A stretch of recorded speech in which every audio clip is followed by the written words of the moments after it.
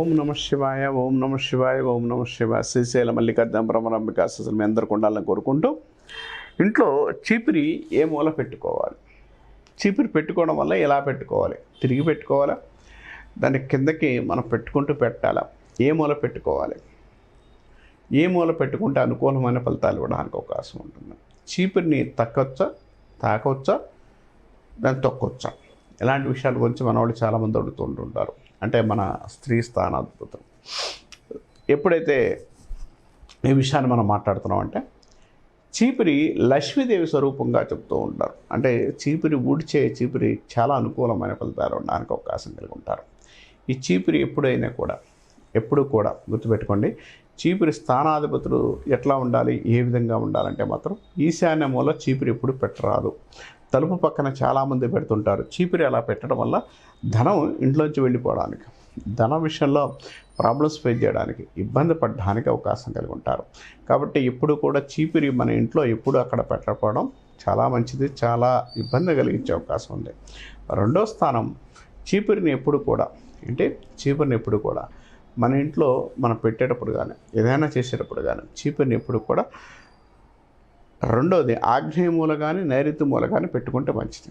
అంటే చీపురు ఎప్పుడు కూడా ఆగ్నేయ మూల కానీ నైరుతి మూల కానీ పెట్టుకోగలిగితే అదృష్టాన్ని అనుకూలంగా ఉండే అవకాశం కలిగి ఉంటారు. అంటే ఇంట్లో నైరుతి మూల కావచ్చు, ఆగ్నేయ మూల కావచ్చు, ఇలా చీపురు పెట్టుకోవడం మంచిది. చీపురు ఎప్పుడు కూడా పుల్లల పైకి కిందకి రాకూడదు, కింద దిండు రాకూడదు. చీపురు ఎప్పుడు కూడా కిందకి పొలలు పైన దిండు రావడం మంచిది. అంటే ఎప్పుడు కూడా పొలాలు కిందకు ఉండేటట్టు పెట్టుకోవడం చాలా మంచిది. ఎందుకంటే కొంతమంది చీపురు ఏం చేస్తారంటే ఇట్లా వేస్తుంటారు, చీపురు కొంతమంది ఇంట్లో కింద పడేస్తుంటారు. అట్లా పండేయకూడదండి.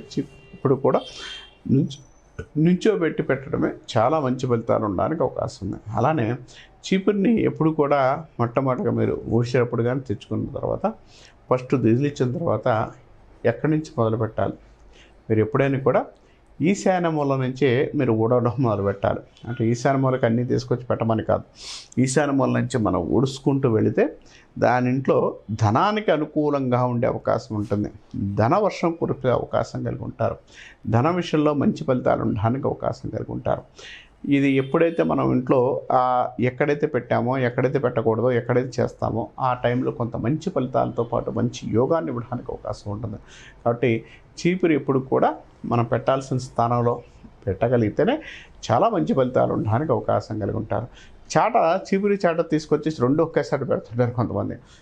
చీపురి ఎప్పుడు కూడా దగ్గర పెట్టరాదు. ఎందుకంటే చీపురి లక్ష్మీదేవి స్వరూపంగాను శని స్వరూపంగాను ఇది కనపడుతుంది. అంటే శని స్వరూపంగాను చాట కనపడుతుంది కాబట్టి కొంత ఇబ్బంది కలిగించే అవకాశాలు ఉన్నాయి. కాబట్టి ఏ టైంలో కూడా చీపురి చాట దగ్గర పెట్టకపోవడం వల్ల శని సంబంధించాలో కొంత జ్యేష్ఠదేవి సంబంధించాలో కొంత అనుకూలంగా ఉంది. కాబట్టి ఇది ఒకసారి పెట్టండి.